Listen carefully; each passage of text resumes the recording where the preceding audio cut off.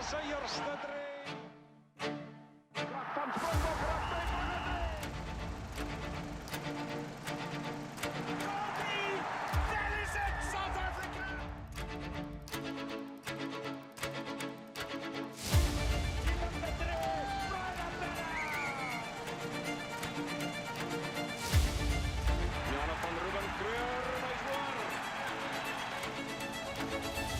Final whistle then, South Africa win this Rugby World Cup final.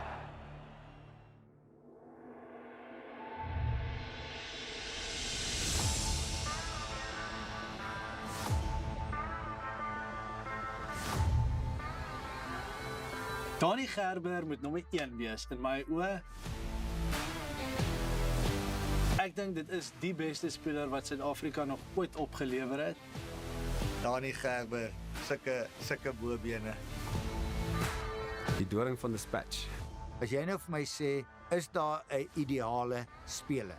Dan sou ek vir jou gesê ja. Dani Gerber. Ek en Dani het baie jare saam gespeel. En dit is ook 'n speler wat wêrelderkenning gekry het, wat baie meer moes gekry het as gevolg van net verkeerde era. Geen sosiale media nie.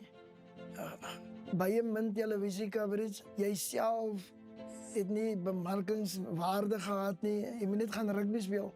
En vir hom om so ver en so hoog en nog altyd so bekend te wees, dink ek hy was nog al 'n taamlike tydjie voor sy tyd gewees. Baie keer vra mense, jy weet, daai tyd se rugby, die tyd se rugby sou daai ou so goed wees en ek dink Dani Gerber is een van daai ouens. Hy sou in die 1800s goed gewees het en hy gaan oor 100 jaar van nou af gaan hy nog steeds goed gewees het oor hoe die spel verander. Daai tyd was daar nie kondisioneringsprogramme soos vandag nie, maar Dani was gespierd geweest, is natuurlike gene wat hy gehad het. Pace, swerve, step. He could pass if he felt like it, but half the time he didn't have to because, he could run through people around them. Oh, what a lovely bit of work there by Dani Gerber. Ek dink Dani Gerber is die senter wat hardloop rugby laat posvat het onder Suid-Afrikaanse ondersteuners en daai platform gelê het vir senters om nie net jou stamkar rugby te speel nie, maar om bietjie vryheid aan die dag te lê.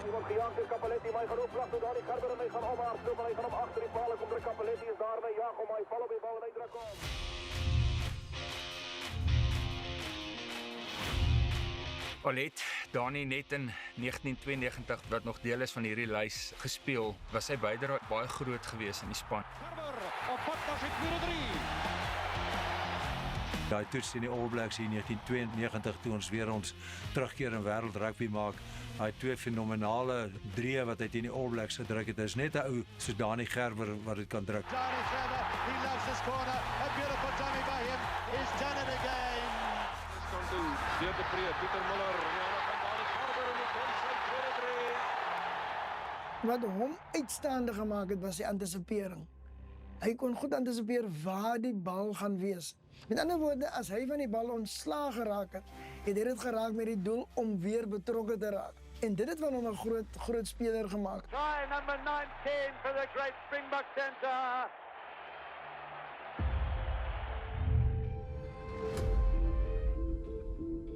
Dani Gerber, look at that, he's round the inside, he gets in. Grootste toetsdriedrukker van Suid-Afrika. Gelukkig vir Suid-Afrikaners het Dani nie net 'n skoon breek van rugby gemaak nie, hy het nog van sy ervaring en sy talent, het hy onder die jeug gaan terugploeg. Daai fynere kunsies van senterspel het hy gaan oordra wanneer hy op die regte plekke gekom het en dis baie belangrik en mense is dankbaar eintlik dat hy van daai ervaring gaan oordra het aan die jonger talent. Een voor van Dani Gerber is oor vir sy 150ste drie in eerste rang vir rugby. In my oë als wat ek van hom gesien het was, hy was 'n leier van sy tyd, voor sy tyd. Ongelooflike atleet, vinnig sterk en baie drie gedruk. Die dag as hy 'n Springbok trui oor sy kop getrek het, was hy net die beste in die wêreld gewees. En vra my, ek het van die beste spelers in die wêreld gesien, maar ek het nog nie 'n Dani Gerber gesien. Dis mos nou pragtig. Ek dink daar's baie mense wat sekerlik sal glo dat hy was die beste speler van sy hele generasie. As ons nog Dani Gerbers kan oplewer in Suid-Afrika, dan is die Springbok op 'n goeie plek.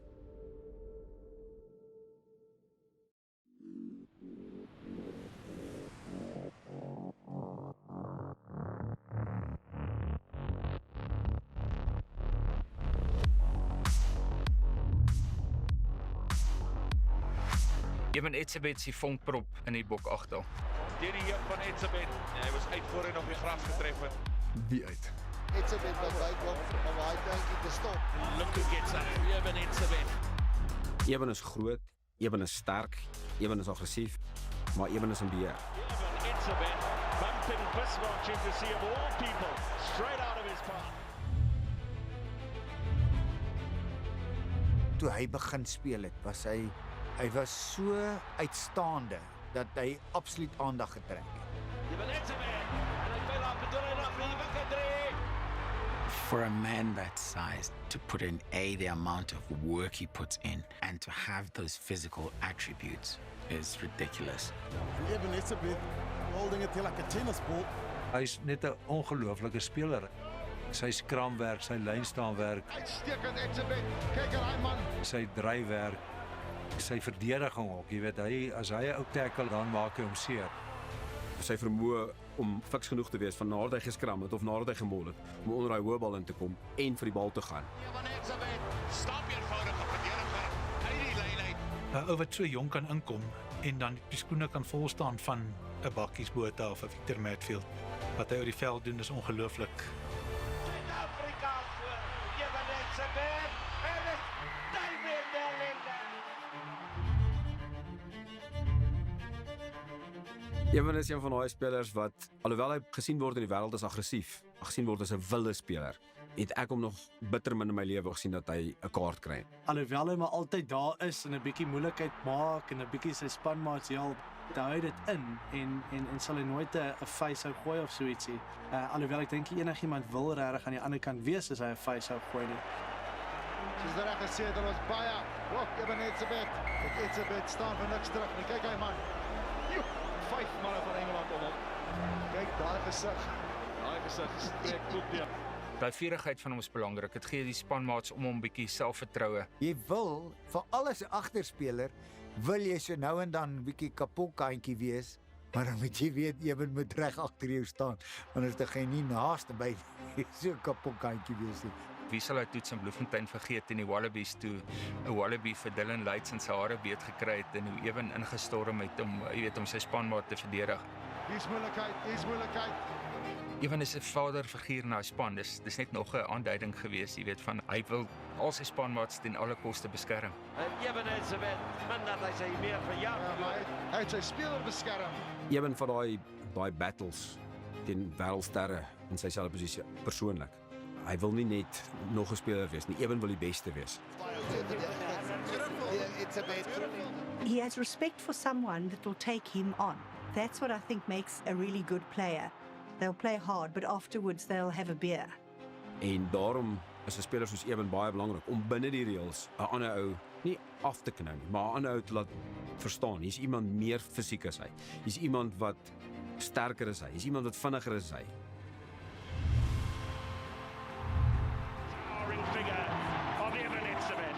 Ewen se 100ste toets was 'n besonderse mylpaal geweest. Die afgelope jaar wou hulle hom vir 'n paar wedstryde gerus het. En toe werk hy dit uit, toe sê hy nee, maar dan is my 100ste toets nie in Kaapstad nie en dan kan my familie nie daar wees nie. En Ewen het toe die voorreg gekry om sy 100ste toets in die Kaap te speel, wat hy as sy tuisveld beskou. Sonder sy wete het sy verloofde die volkslied gesing vir sy 100ste toets. Ek weet nie hoe hy die trane teruggehou het nie, maar wat 'n oomblik en dit is regtig iets spesiaals en iets wat baie min mense kan sê. Ewen het soos altyd sy tank letterlik daai dag leeg gespeel. When you look at the fact that he's the youngest Springbok to 100 tests, what it says is not only has he played at an exceptional level, what it also means is, he's played more often than not, which means he's been thereabouts in the team the whole time. Hulle sê amper om 'n Springbok te raak is maklik, jy weet, maar om daar te bly vir 'n lang periode van tyd, dit is die moeilike ding, maar daar's die hele tyd ouens wat deurkom en wat vir jou kompetisie gee. So Ewen het nou maar net gewys vir 'n lang tyd al dat hy hoor daar en hy's nog steeds besig om Saterdag na Saterdag in 'n Springbok try vir die wêreld te wys wat kwaliteit is.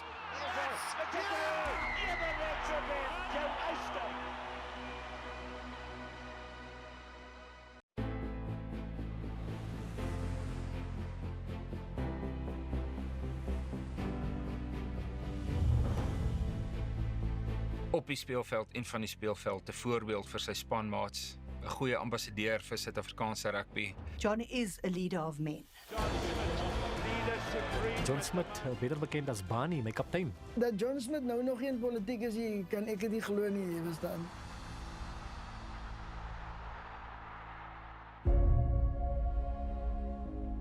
In daai omkeer strategie, as ek dit nou so kan noem, nadat die Bokke in 2003 gesukkel het. In 2004, hoe kon hulle toe omdraai? Wat vir my baie belangrik was toe, was die verhouding wat daar tussen John Smith en Jake White bestaan het. John het 'n ongelooflike manier gehad hoe hy met Jake White gepraat het en daar was altyd 'n goeie kommunikasiekanale tussen hom en die spelers. John het ook in 'n tyd gespeel waar transformasie ook 'n groot deel van die Bokspan was en hy het dit baie goed hanteer. Enige ou in die wêreld soek 'n ouer broer wat hom beskerm as hy bietjie moeilikheid maak of as hy 'n bietjie uitlynheid is en nie 'n ouer broer wat jou pak gee nie, maar eerder een wat vir jou sê, hoorie Hawkeye, miskien moet ons dit op 'n ander manier doen. Nou, John het dit die beste gedoen van almal. Een van sy groot dinge was dat hy 'n span bymekaar kon hou en spelers bymekaar kon kry om vir een doel te veg. Iets wat vir my baie spesiaal was van hom, is voor baie groot toetse het hy vir almal in die span 'n brief geskryf. Natuurlik is daar spanning en natuurlik daai vrees van verloor, maar om in die kleedkamer in te stap en daar op jou plek sien jy daar's 'n papiertjie met jou naam op. Die woorde wat hy vir jou geskryf het jou in 'n beter plek gesit. Passed him over the shoulder. Owen Nordicki was the intended recipient. John Smith has scored. Die jaar voor die Wêreldbeker het ons 'n paar moeilike wedstryde gehad waar op 'n stadium waar hulle Jake White teruggevlieg het in Afrika toe, tot in Engeland verloor het en sulke tipe van goed, maar weer John het ons in mekaar gehou in 'n moeilike tyd. En 'n jaar daarna, toe gaan wen die ouens die Wêreldbeker in Frankryk, so dat sê net vir jou, Obani, 'n ongelooflike karakter. 2007, I think it was a quarterfinal against Fiji. The Boks, had their backs to the wall, and he brought them together again, brought them together under the posts after they conceded another try, and he said to them, just remember the look in the eyes of the New Zealanders and the Australians as they left this tournament. You don't want to have that look in your eyes by the end of this game.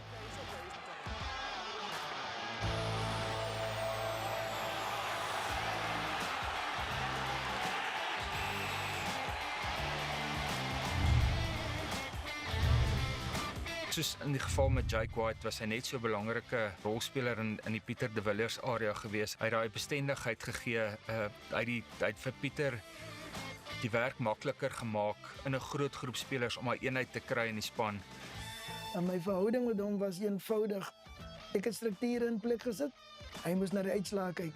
Na Wêreldbeker was dit een van John se groot eienskappe om al daai leiding en kennis en al daai tipe van dinge oor te dra binne in die span om hulle bymekaar te hou vir die dag wanneer hy gaan uittrek. Great deal of support in the drive. Now it comes for Smith, and the try is scored. Mens moet onthou dat John was 'n baie alsidige voorspeler. Hy kon al twee kante van die voorhuis sak. En natuurlik 'n haker wat eintlik sy hoofposisie was. Under normal circumstances, you get dropped, that's it, you're done, you're finished. But so important was his leadership to the coaching group that they decided to convert him back to prop, as it were. If you want sort of an indicator of how key and influential he was to the setup, that probably would be it. Barney, they call him. They love him in this team. So sy leiereienskappe was nie groter as die manier hoe die rugby gespeel het nie. Hulle het mekaar so goed aangevul en so goed by mekaar uitgekom dat geen speler kon sê maar as John bring nie sy kant op die rugbyveld nie. Baie keer kyk mense net na John as sy leierskap en hy was 'n ongelooflike leier, maar as 'n speler dink ek het hy soveel gebied vir die span ook. Dink net aan die lynstaande en scrums in daai periode wat John gespeel het en hoe min ons eintlik verloor het. As jy na John kyk, moet jy John waardeer vir dit wat hy alles vir rugby gedoen het. Op die veld, van die veld af, as kaptein, as speler. As leier, definitief een van die 3 beste Springbok kapteine wat ek nog mee te doen gehad het.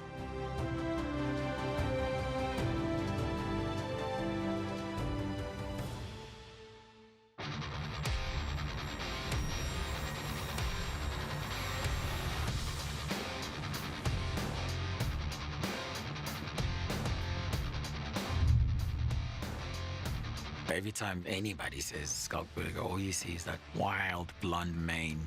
Hy het net ingevlieg in alle kontak. Toe hy op die toneel kom, was net hare wat gewaai het en gespat het. Die wille mannetjie wat net almal wil date. Hy's in daai klas van saam met hom, teen hom, altyd saam met hom. Ek sal nooit teen Skalkberger speel nie. Burger ken dit een pad en is voor.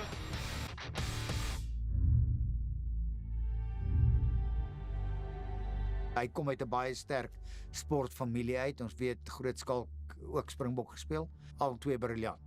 Skalk het 'n cricketkontrak uit skool uit gekry. Het 'n rugbykontrak gekry en toe gaan speel hy skelm rugby en toe stop hulle sy cricketkontrak en 'n paar maande later toe speel hy in die onder 21 wêreldbeker. En 'n paar maande na dit speel hy in die senior wêreldbeker. Fantasties, Skalkberger sy eerste toets drie kant druk. Daar gaan hy. Skalkberger, hy sterk en hy kry dit reg. Terrific moment for the South African under-21 captain. Debut try. Skalkberger senior, jy kan maar vanaand daai hoeskietjie vir jou gooi.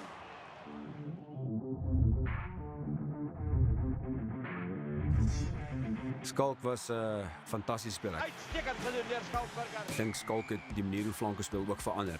Die manier hoe hy betrokke geraak het en ingedons het in loskrams. Vreesloos. He just came and basically just bashed the whole house down. He always spoiled your your ball by the time it came out. It was literally like shop-soiled goods, you know. That's what he did. And he just got under your skin doing it. Maar omdat hy so op die randjie gelewe het en soveel vir sy span gewen het, moes hy baie keer ook 'n bietjie belasting betaal en 'n bietjie strafskoppe of kaarte afstaan. Skalk was oral. Dan Carter het ook al gesê dis die moeilikste ou teen wie hy gespeel het want jy moet altyd hom dop hou. Geloop van Skalkberger. Wonder hoeveel dikslae hy vandag uitgevoer. Ek het baie min spelers gehad wat ek beskryf het as onafrigbaar. Skalk was een van die manne. Onafrigbaar omdat hy al goed 3-4 fases voor die tyd sien. Berger, beautiful loop around from him. Berger! Ja, Skalkberger is hier 'n geleentheid. Berger, hy gaan hom neersit. 2004 onder Jake White was hy speler van die jaar gewees, wêreldrugby se speler van die jaar. Wat weer eens vir jou sê hoe spesiale speler hy is en hoe sterk karaktereienskappe hy het. Om op 21 die beste speler in die wêreld te wees en nog steeds die jongste om ooit die wêreldspeler van die jaar toekenning te kry, dit sê iets van jou vermoëns. Ek is net bly dat Skalk ook deel kon wees van hy 2007 span wat die wêreldbeker gewen het, want hy verdien dit absoluut. Hy het hart en siel in hy boksman gekom en alles gegee en het aangenaam gemaak om 'n spanmaat van hom te wees. Skalk is nog een van daai spelers wat verskeie ernstige beserings in sy loopbaan gehad het. 2006 was die eerste ernstige besering wat hy opgedoen het in 'n toets teen Skotland gewees. When he damaged his neck, the big question mark, obviously had to be, when he comes back, will he be the same? Hy het sterker teruggekom. Dit het regtig gelyk of hy nooit van die veld af was nie.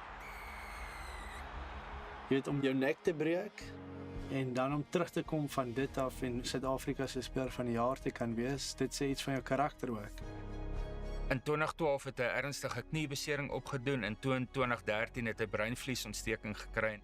Hy het infeksie gekry na 'n operasie en hy was in 'n koma. Skalk het by die dood omgedraai. Dit was baie sleg om jou spanmaat te sien wat deur so daai tyd gaan. Maar net soos wat Skalk is, het hy het deur dit gekom en hy het sterker teruggekom. En van toe af toe het hy net die ouens weer so opgeneek soos wat hy gedoen het voor die tyd. De Vree. Burger! Ja! Burger! Right for Skalkberger, his 15th in Test rugby, which extends both his record for a flanker and a forward. En hierdie sprokiesverhaal is raak gesien deur Laureus en Skalk het die Laureus Comeback of the Year trofee gewen. Juis vir die rede dat hy by die dood omgedraai het en 'n paar maande later weer uitgehardloop het vir die Springbokke. Die beste stamp of approval wat mens ooit kry is as jou spanmaats vir jou kies of as die mense wat teen jou speel sê hoe baie hulle jou respekteer. En ek dink Skalk het albei gekry. Daar's een nou wat sy lewe so gegee het vir sy land, vir sy vriende, vir waarvoor hy lief is. A huge round of applause and a great smile from Skalkberger. What a journey it's been for him.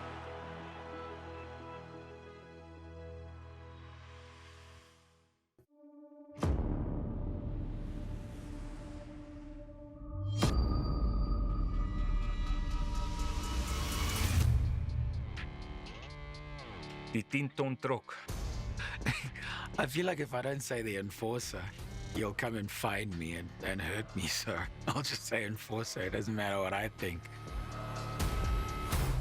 Elke span korte bakkies, daar is net geen twyfel aantrent.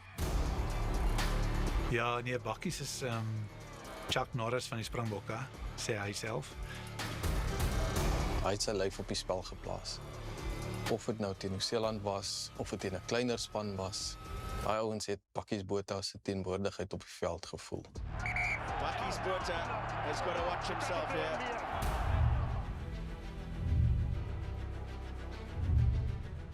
Ek en Bakkies het ons debuut saamgemaak vir die Springbokke in 2002 in Marseille. Ek is beseer daai dag en Bakkies het 'n geel kaart gekry want Bakkies was 'n bietjie aggressief. En so dit aangehou. Ek het maar altyd beseer geraak en Bakkies was aggressief. Al wat vir Bakkies saak gemaak het, is hy wil by die bal uitgekom het. Wie tussen hom en die bal was hulle probleem. Uit daai persoon uit die pad uitgehaal. Jy wil nie teen hom speel nie. Ek het baie rugby al Bakkies gespeel en dit was fantasties elke keer as ons vir die Bokke gespeel het. As ek vir die Stormers in die WP gespeel het teen die Bulle was dit nie so lekker nie. He was a philosopher of pain or physicality of sorts because that was his favorite topic in the world, and it kind of overshadowed the fact that he's a bloody good player as well. Hy het al die vaardighede van 'n wêreldklas slot, van lynstander, scrums, enforcer, soos Eben Etzebeth, jy weet hy in ouens se gesigte gespeel. Bakkies het vrees in die opponente ingejaag deur hoe die manier hoe hy skoonmaak by 'n rak. As Bakkies gespeel het, en hy was warm en die opponente nie sommer hulle kop daarin gedruk om 'n turnover te maak nie. As Bakkies Botha nie daar was in die Springbokspan daai tyd nie, sou Victor Matfield nie so uitgestaan het nie. Ja, natuurlik hy en Victor as 'n kombinasie het vir lank die slot kombinasie wêreldwyd gedomeineer. Hulle was 'n so 'n goeie komplement gewees aan mekaar. Maar is die Bakkies weer eens hy het baie manne seer gemaak.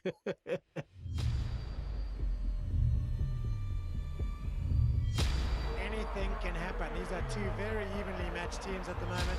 Vir my is rugby 'n fisiese oorlog waarin jy intree met die wete om te gaan doodmaak. En as jy dit nie doen nie, gaan iemand jou doodmaak. En dis die houding wat Bakkies gehad. Bakkies Botha with a good tackle. So Bakkies was op die grens, maar dit was aanvaarbaar in daai tyd en ja, hy het miskien 'n label op 'n stadium gedra. Maar baie keer onregverdiglik want party-spanne wou kollig op hom sit omdat hulle bang was. Ek dink in die reeks 2009 teen die Britse Lions was iemand soos Bakkies en iemand anders soos John Smith ongelooflik belangrik vir die Bokke om daai fisiese merk op die oppositie te sit.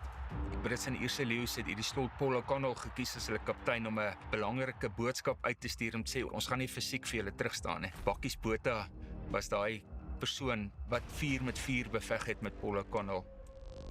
Jy het net so iemand nodig dat jou oppositie moet bekommerd wees oor so ouer. Bakkies kon met 'n paar goed nog wegkom daai tyd.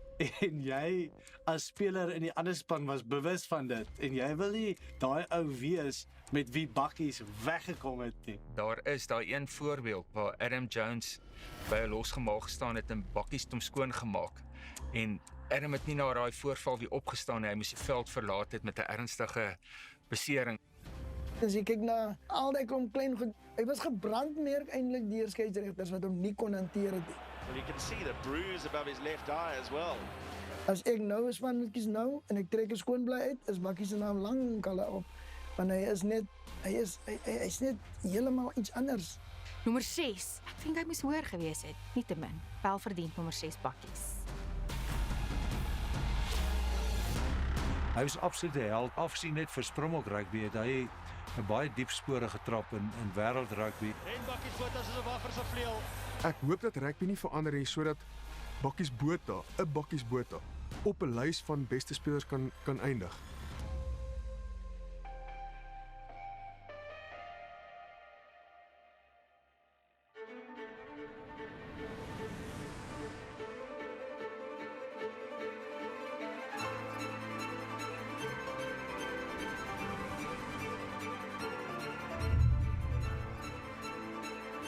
Victor Matfield is die ultimate professional, soos wat die Engelsman sal sê.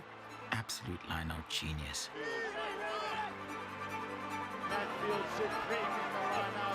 Buitengewone atleet met ongelooflike balvaardighede. the nearest thing we ever had to John Eales.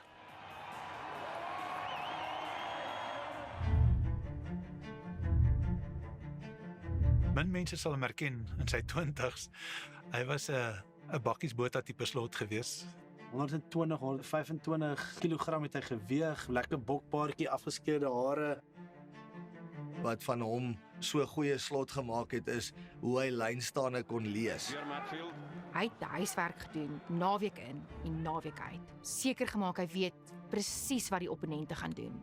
Apparently, he used to approach SuperSports for their footage, because you can hear the calls when you're watching on TV because of the boom. So he wanted that footage in particular, so that he'd be able to hear quite clearly what the calls were exactly and read what happens next.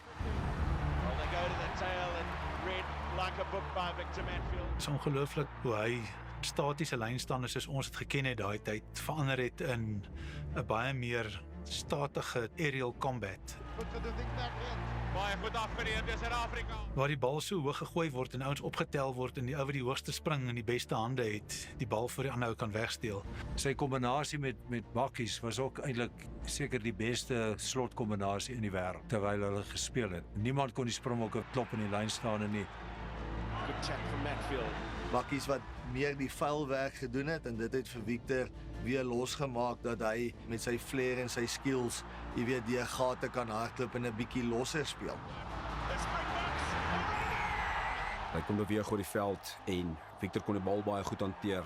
Daar's 'n heel party drie by die bokke wat jy gesien wat hy die bal gee vir 'n ander ou wat die 3 gaan druk het. So Victor was natuurlik nie eendimensioneel nie en dis hoekom hy die statuur het wat hy is. Daar was selfs 'n slag wat hy 'n ligskoppie gegee het, weet om die bal self te gaan vang het. En dit het op 'n 3 uitgeloop. Ek onthou in Australië waar ons Australië moes wen om die 3 nasies te wen in 2004. Ek het die bal geskop en die bal gejaag, het die bal teruggeklap. Toe val hy in die hande van Victor en Victor hardop weer en gaan druk 'n 3. Now here goes Victor Matfield. He can go all the way here. Victor Matfield. Hy dink bietjie dieper oor die spel as sulks. Waar ander ouens praat ons meer van kom ons gaan rol die opponent. Dink ek het hy baie keer gedink, maar hoe uitoorlê ons die opponent?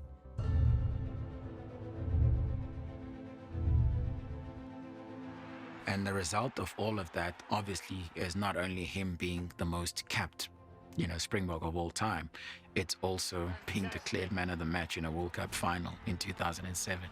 Well, look at the big man, a tactical kick from him. Peterson on the run. Needs to drive Guetta out and does so. Great steal there from Matfield. So, jy weet, groot oomblik het hom glad nie afgesit nie. South Africa have won the World Cup of 2007. Victor Matfield het 'n lang loopbaan gehad en hy het oor daai tydperk het hy gewys wat sy kwaliteit is. Hy het 'n bokkaptein geword. Ek het bitter min vir Victor geblaas waar hy in 'n span is wat agter is of wat swaar kry. Hy kon 'n bietjie moeilik raak die 1 of 2 keer wat dit so was, maar Victor kon ook baie goed 'n boodskap oorkry. Victor kon vir jou laat verstaan wat hy sien en wat hy wil hê jy moet mee deel. Toe uitgetree het en weer teruggekom het vanuit 'n leierskap oogpunt, jy weet jy kry al hierdie ervaring in die groep in, ewen vir die jong ouetjies wat op daai stadium daar was, kon hy hulle help, 'n Eben, 'n Loot, 'n Pieter Steff op daai stadium en ek dink dit was van baie waarde tot hulle. Victor se atletiese vermoë word onderstreep omdat hy nog op 38 jarige ouderdom in sy laaste toets vir Springbokke kon speel in die Olimpiese stadion in Londen. Well, the salute from Victor Matfield at the end of an extraordinary career. 127 test matches to his name and the Springbok journey is over. 'n Baie goeie speler, baie vir ons land beteken, baie vir die Springbokke beteken. Ek dink Victor Matfield was regtig 'n speler wat die game van rugby verander het. Victor verdien sy plek op enige lys met vleiende vaandels want hy was die kompleet slot. Bitter min mense kan vir 20 jaar lank goeie rugby speel. En dit is Victor Matfield.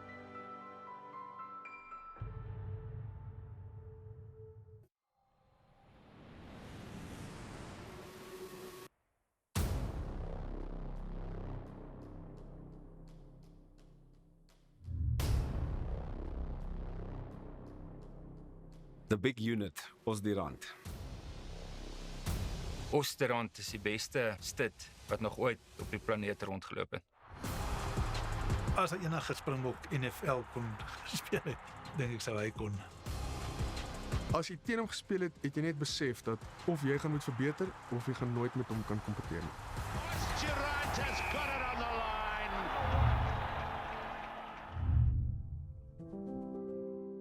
Hy het vir my van dag 1 af, en ek moet eerlik sê, van 'n jong ouetjie, het hy by my 'n indruk gelaat dat hierdie ou 'n baie lang tyd vir Suid-Afrika gaan speel en hy gaan absoluut beskou word as een van die beter Suid-Afrikaanse rugbyspelers in ons geskiedenis.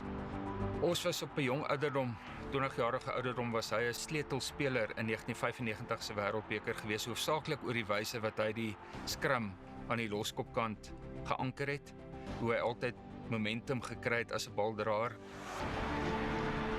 Durant runs it back at New Zealand. Hy's groot, swaar gewees, so hy het altyd vorentoe gegaan en dan natuurlik sy verdediging. I don't think too many men that would meet a man the size of Peter Durant. Ons was gebou soos 'n bodybuilder en hy was ook so fiks, jy weet, soos 'n atleet gewees. Durant is die krag van Durant en Durant gaan hy om die eerste tyd om. Ek as jong speler in skram oefeninge het ek teen hom geskram. Daai dae was daar 'n heat. Ons was nie gebind voor die tyd nie. Ons ook nie getouch nie. Mekaar in die oë gekyk en jy het gegaan. Die eerste keer wat ek teen hom geheat het dit regtig vir my gevoel of ek naalde en spelde op my oë kry. So hard was. En ek het daar en dan besef ek's uit my diepte. Ons se loopbaan het natuurlik ook 'n paar beserings ingesluit en die grootste een wat hy gehad het was in 2000 gewees. Dis 'n kniebesering gewees wat hom 'n hele rukkie van die veld af gehou het. In daai stadium het ons ook gesê dat hy voel hy wil net bietjie wegkom van rugby af. Soos tyd aangestap het sy besering beter geraak en hy het gevoel hy begin weer geestelik reg raak vir die spel. En een koue wintersmiddag in Bloemfontein het ons toe uiteindelik op die Weermag rugbyveld in Bloemfontein opgedaag om sy terugkeer te maak. Ek het in 2003 saam met Vrystaat begin oefen. En daar agter die pale was daar 'n skrammasjien en Dr. Derrick Coetzee en een enorme mens wat so gebou is. Het alleen op hulle eie geoefen. En dit was ons.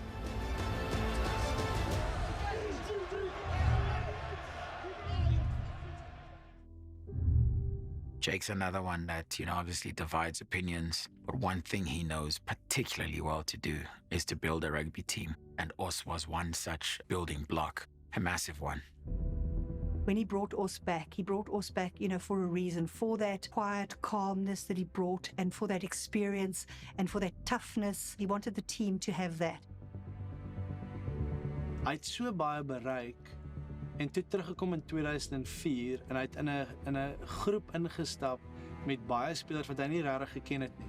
Baie ouens wat hy nog nie voorheen mee saam gespeel het nie en dadelik was daar respek vir hom. There he was at 33-34 in the final, not only ready to play, but, playing a full 80 minutes. Yes, skitterend Ossa. We use the word legend lightly, but there's a guy who deserves that tag. Durant goes in very hard. It's great work by Durant. Daai tweede Wêreldbeker medalje wat hy kon kry was net 'n kersie op 'n baie goeie loopbaan vir hom. Rugby Player of the Year is Peter Durant. Durant. En vermoë wat ons gehad het, wat nie baie gepraat het nie, maar wat ook weer eens as hy iets gedoen het of iets gesê het almal geluister en almal het ernstig opgeneem en ek dink dis die impak wat ons gehad het op 'n boksman. Vir my as 'n jong ouetjie om in die span in te kom en hier sit Durant, dit het my beter laat voel oor myself en om hom vandag nog steeds 'n vriend te kan noem, dis 'n spesiale ding van rugby.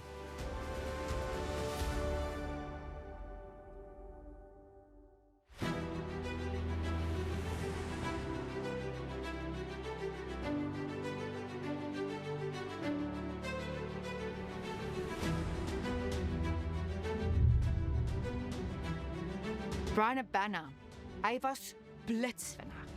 South Africa with an overlap. Here goes Habana. I don't think they'll catch him. He's the quickest man on the field. And a breakout try for the Springboks.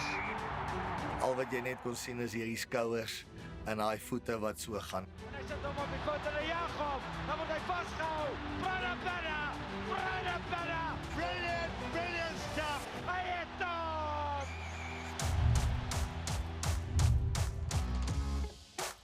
Toe ek Brian Habana die eerste keer gesien het, was hy 'n senter vir die Lions gewees. En ek kan onthou hoe hy beïndruk met sy vaartversnelling, hoe hy teenstanders dikwels na lug laat gryp het.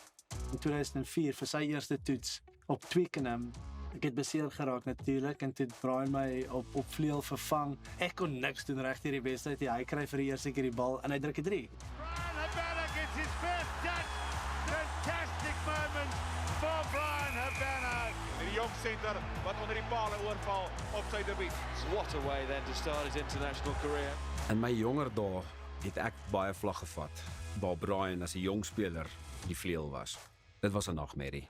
Tot die vlagman probeer opvang. Kyk daar is die skerm. Wel gedaan Brian Habana. Oef, hy was 'n 3-vraat. Brilliant. Habana again. Chip Smith. All on the bounce of the ball. Brian Habana, yes! Of hy nou gechip en gechase het, of hy in 'n agterlyn beweging in spasie gesit is, of hy self iets moes maak gebeur, dit het gebeur as Brian in die bal gevat het. Pienaar, daar kom die Brian Habana. En hy trek Brian Habana. Brian Habana, een man voorop. Hy staan. Hy was een van die grootste finishers in die spel. Dit is daarom maar lekker om saam Brian Habana te speel, want jy doen jou werk en ewe skielik dan kyk jy dan kan jy bietjie gaan rus op die halflyn. Hy draf al terug. We talk about John de Villiers and intercept tries. Brian was the other one who was an intercept try king. Ons het nooit 'n offisiële kompetisie gehad nie. Dis maar net dinge wat gebeur het. Ek dink Brian kan maar vir my die onderskep koning titel gee, want hy het baie meer 3 as ek gedruk en hy is die koning van baie ander dinge. Brian Habana kan beskryf word as 'n baie volmaakte vleuel. Hy's nie net ek gaan die bal vir jou vang en ek gaan hardloop en 'n 3 druk nie. Hy kon skop, hy kon op sy voete dink. Brian Habana se kwaliteit as dit kom by ballestiel op die grond, sy manier om te kan verdedig en hoe hy verdediging verstaan. Ons hou vir Brian Habana daar. Ja, is daar met goeie verdediging. Stekende verdediging, Brian Habana. Dit is iets wat 'n vleuel gewoonlik nie doen nie. En Brian was so goed met dit. Wat Brian gebring het tot vleuelspel is iets wat nou in wêreldrugby bestaan as 'n moed vir 'n vleuel. En dit het hom 'n uitstaande speler gemaak.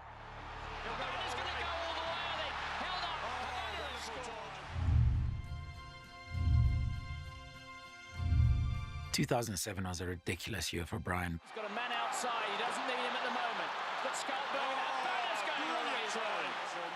Montgomery out to Habana. Habana's going to make it 4. No, he still scored the joint most tries in a World Cup, with none other than Jonah Lomu. En die 3 wat hy gedruk het, was absoluut in die boonste rakke. Another skip. Hier kom die rekord. Off you go, Habana. Off you go. Ja, hy word nou in 'n skip. Koning Habana. And that equals Jonah Lomu's record in a competition of 8. And then obviously being voted, the IRB Player of the Year, at the end of that year.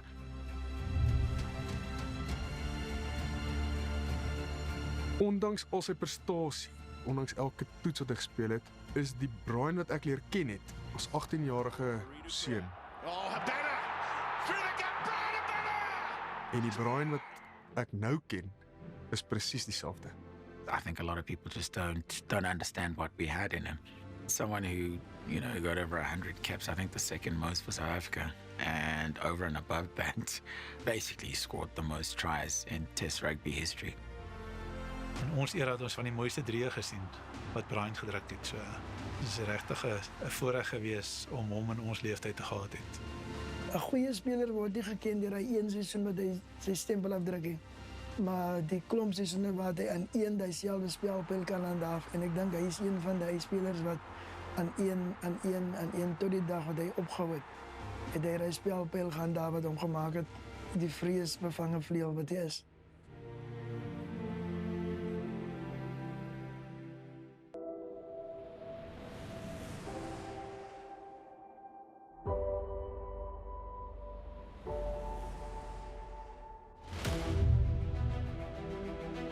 As jy praat van Joos van die Westhuizen, dan wil ek amper sê wêreldrugby luister, want hulle ken die naam.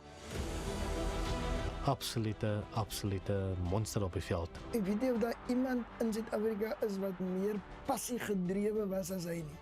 Big strong fellow van der Westhuizen again. And that is majestic play by the scrum half. Onthou Joos het kwaliteit al gewys op skool en toe op onder 20 vlak en toe op senior vlak. En dit was absoluut geen verbasing dat hy die loopbaan gehad het wat hy gehad het nie. Hy was groot en sterker as jou tradisionele Springboks skrimskakel. Daai fisiekheid en sy grootte met daai vaart wat hy gehad het hom 'n baie goeie speler gemaak.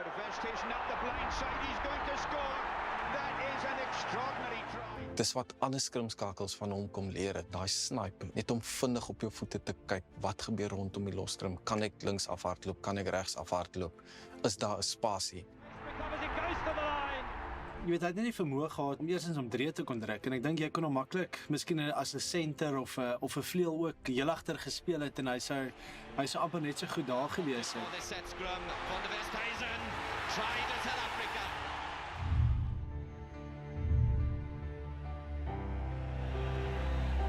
Iets wat baie belangrik was in daai eindstryd en waarskynlik die oomblik waarvoor die meeste Springbok ondersteuners Joos sal onthou, was 'n duikslag vroeg in die toets op die menslike tank van Nieu-Seeland, Jonolomu gewees.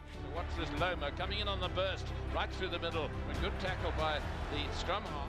Wat Joos hom plat getrek het nadat hy deurgebars het. En dit het net so half vir sy spanmaats daai vertroue gegee van, hoorie, ons kan dit doen. En dan natuurlik die mooiste oomblik vir Suid-Afrika om 'n wêreldbeker te wen is daai ruggedraai na Bishop toe, daai aangee na Jal toe en Jal wat vir ons die wêreldbeker gewen het.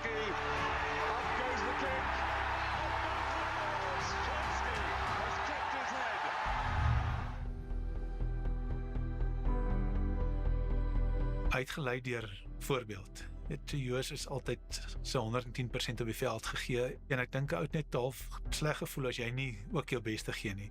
Baie mense het die wil om te wen. Hy het regtig die wil gehad om voor te berei om te wen. En hy het ander mense saam met hom gevat in die wil van hom. Hy was net 'n fenominale speler. As mens kyk, hy het in 3 wêreldbekers gespeel. Hy het 'n wêreldbeker gewen. Hy was kaptein in sy tweede wêreldbeker. Ek onthou as ons getoer het en jy land in Nieu-Seeland, dan maak nie saak of jy die opponent is of wat nie. Almal het van hom gehou.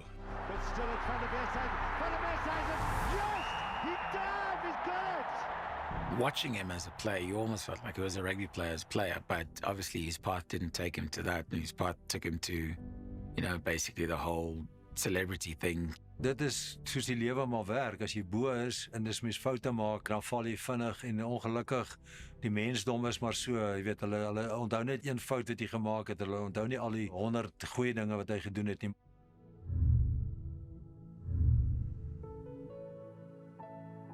Toe natuurlik het hy die siekte later gekry wat ons almal geruk het en ons almal geskok het en dis hartseer. Jy sien net hierdie gesonde Joos en held in 'n mens se oë en skielik is dit, jy weet, is Joos siek en hy veg vir sy lewe. Dit was 'n baie moeilike tyd vir ons almal gewees.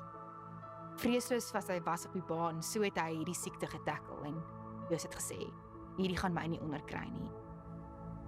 As jy sien hoe hy geveg het met waardigheid, met veggees, met humor, met hoop, dan dink ek, wat ook al hy op die rugbyveld bereik het, is niks in vergelyking met dit wat hy gedoen het na rugby nie. 'n Ongelooflike speler en ek dink hy het 'n ongelooflike impak op klomp mense gehad.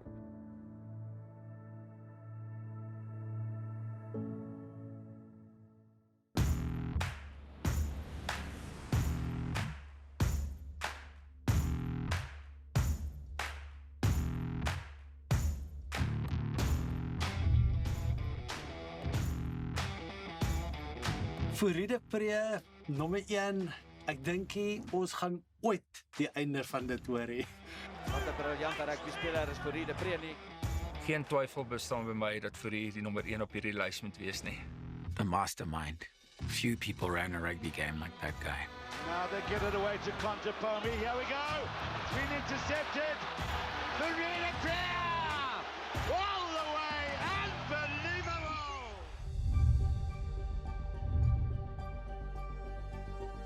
Fourie het ook eintlik maar 'n grondpad geloop aanvanklik. En nie altyd in die A-span gespeel en moes maar sy plek in die A-span in fight. Die eerste keer 'n Fourie presing speel het was die 2000 Kruinweek in Port Elizabeth. Wat my aanbetref was hy by verre die beste skramskakel op daai Kruinweek. En hy het die top 4 skramskakels het die SA skoolkeerders nie vir Fourie gekies nie. Ek kon dit nie glo nie. Maar éventueel het Fourie net gewys hoe 'n skramskakel moet speel, wat 'n skramskakel kan doen. As daar nou een pakkie is in 'n posisie wat basies jy nie verbeter kon vra in enige iets nie, dan was dit Fourie de Pre. Die wêreld deur waar hy gaan, het almal gepraat van die thinker, hoe hy gedink het. Hy wag, Popag hier. Want daar geen keer in die skramskakel nie. Fourie de Pre! Waar Fourie uitgestaan het, is omdat hy ook die ekstra komponent tafel toe gebring het. Gedink soos 'n losskakel op skrimskakel. Fourie de Pre kon ouens in spasie sit, of jy nou 'n 1, 'n 2, 'n 3 of 'n 12 op jou rug gehad het. Fourie de Pre with a cross kick for JP Peterson. Fourie het 'n wêreldklas kopvoet gehad. Hy sou weet watter skop om te skop en dan sou hy dit presies skop soos dit geskop moet word. Indien hy geskop het, sou hy weet waar hy nou moet wees want iemand gaan dit presies daar vir hom teruggee. Veilig op die 20 in die harde kruine Fourie de Pre! Hy gaan bale toe!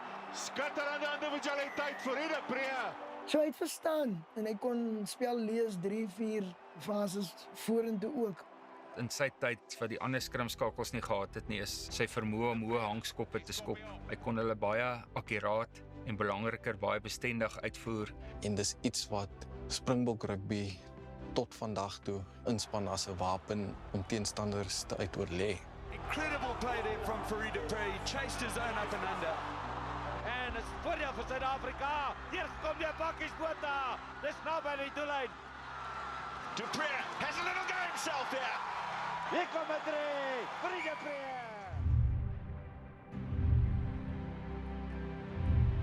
That 36-0 game against England in that group stages game, for me, was an example of just how great that guy was. As jy moet 'n robot maak van hoe dinge moet gebeur op 'n veld en hoe iemand, jy weet die opsies en die goed uitvoer, was dit daai toets. Dit is een van die perfekste wedstryde wat ek dink nog ooit in 'n spanverband gesien het, maar ook as 'n individu. Jy weet, Fourie was net alles wat hy gedoen het was reg en was perfek.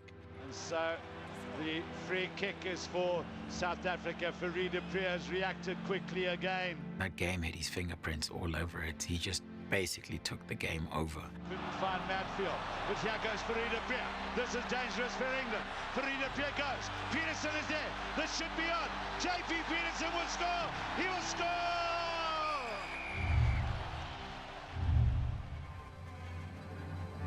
Ek dink Fourie se skuif Japan toe het vir hom ook op die regte tyd gekom. Hy wou so 'n bietjie afskaal in sy loopbaan, dink hy so 'n bietjie meer rustiger vat. Maar die feit dat Heineke Meyer nie geskroom het nie om hom terug te bring, wys vir jou wat die agting was, hoe belangrik hy vir die Bokke was, wat 'n verskil hy in die ouens om hom kon maak.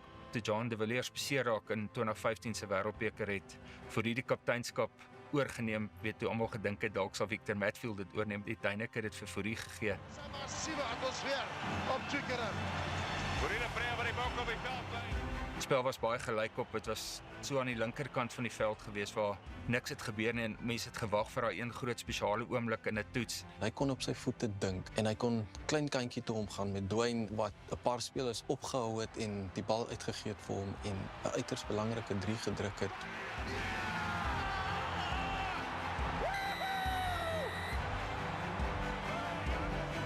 Fourie de Pre het net sy klas gewys dat hy onder 3 afrigters wat verskillende uitgangspunte gehad het en verskillende patrone gehad het, dat hy onder al 3 van hulle nommer 1 kon gewees het. Dis net die kwaliteitsspeler wat hy was. Enige span vandag, in die verlede en in die toekoms sal Fourie de Pre nou in sy span sit. Fourie de Pre was sonder twyfel die beste skrimskakel wat ons land nog opgelewer het. Ek is glad nie verbaas dat hy nommer 1 is nie. If you ask me, from a deep sleep who the greatest Springbok of all time is, I'll always say Fourie du Preez. Just sheer genius as a rugby player.